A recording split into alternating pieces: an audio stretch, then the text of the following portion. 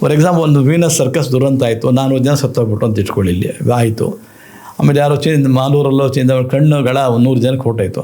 ಅಂಥ ವಿಷಯಗಳಿದ್ದಾಗ ಅದನ್ನು ನಾವು ಅದಕ್ಕೆ ಅವಕಾಶ ಕೊಡಬೇಕಾಗುತ್ತೆ. ಅಡ್ಜರ್ನಿ ಹೌಸ್ ಇಡೀ ಎಲ್ಲ ಕಲಾಪಗಳನ್ನ ಬದಿಗೊತ್ತಿ ಇದನ್ನು ತೊಗೋಬೇಕು ಅಂತ ಹೇಳ್ತಾರೆ.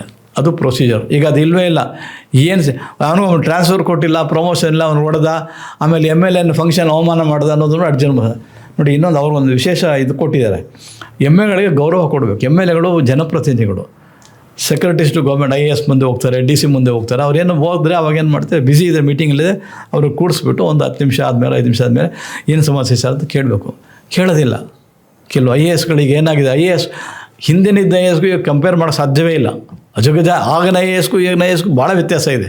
ಹೆಂಗೆ ಬರ್ತಾರೆ, ಹುಕ್ಕಾಕ್ರಿಗೆ ಬರೋವಂಥ IASಗಳು ಇರ್ತಾರೆ. ಅವರು ವಿಷಯನೂ ತಿಳ್ಕೊಳ್ಳಲ್ಲ, ಓದಿರಲ್ಲ. MLAಗಳು ಅವಮಾನ ಮಾಡೋವಂಥವ್ರು ಇರ್ತಾರೆ. MLA ಬಂದ ಅಂದರೆ ಇನ್ನು ಕೆಲವರು MLA ನಾನು MLA ಬಂದಿದ್ದೀನಿ ಅಂದರೆ ಅವ್ರದ್ದು ತಪ್ಪಾಗುತ್ತೆ. ಇನ್ನು ಕೆಲವು ಈ ಥರ ಕಾರ್ಡ್ ಕಳಿಸ್ತಾರೆ, ಆ PSR ಸಾಹೇಬ್ರು ಬಿಟ್ಕೊಡಿ ಸರ್ ಅಂತಾರೆ. ಕೂತ್ಕೊಂಡು ಅವ್ರಿಗೆ ಹೇಳಿದ್ದನ್ನು ಕೇಳಬೇಕು. ಯಾವಾಗ ಎದ್ದು ಆಚೆ ಹೋಗ್ಬಿಡ್ತಾರೆ, ಅವಮಾನ ಮಾಡಿಬಿಡ್ತಾರೆ. ಆವಾಗ ನನ್ನ ಹಕ್ಕು ಚ್ಯುತಿ ಆಗಿಬಿಟ್ಟಿದೆ ಅಂತಾರೆ.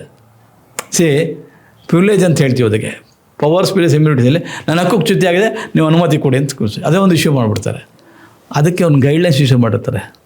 Guidelines to be followed when a elected representative approaches the secretaries to government, DC over it may B.